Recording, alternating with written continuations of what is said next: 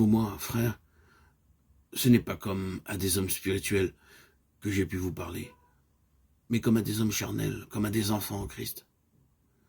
Je vous ai donné du lait, non de la nourriture solide, car vous ne pouviez pas la supporter. Et vous ne le pouvez pas même à présent, parce que vous êtes encore charnel. 1 Corinthiens 3, 1, 2. Le chrétien charnel ne grandit pas, il reste enfant en Christ. Les chrétiens de l'église de Corinthe auraient dû être des adultes, capables de prendre une nourriture solide. Mais ils étaient restés des enfants débiles, qui ne supportaient que du lait.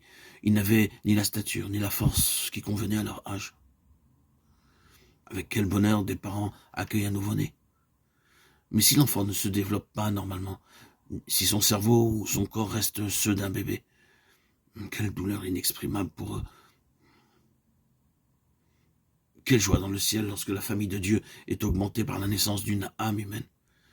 Mais comme le Père Céleste doit souffrir de ce que tant de ses enfants restent à l'état de nouveau-né. Chers amis, frères et sœurs en Christ, bien-aimés auditeurs, auditrices, êtes-vous encore en enfance spirituelle ou êtes-vous devenu adulte? Pour répondre à cette question, il faut savoir d'abord ce qui caractérise un bébé. Un bébé dépend entièrement d'autrui et s'attend à être le centre de son petit monde. Il absorbe le temps et les soins de ceux qui l'entourent. Si tout va bien, il est content. Il sourit. Mais si on refuse d'accéder au moindre de ses désirs, il est au fait de protester. Ces caractéristiques se retrouvent chez le chrétien charnel.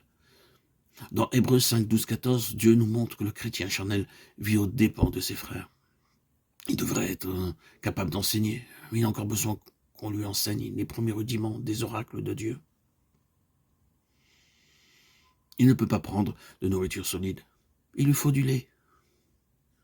Il est incapable de comprendre les choses profondes de Dieu et ne peut, par conséquent, en faire part à autrui.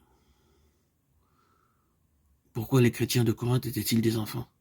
Paul nous le dit au début de la première lettre qu'il leur écrivit.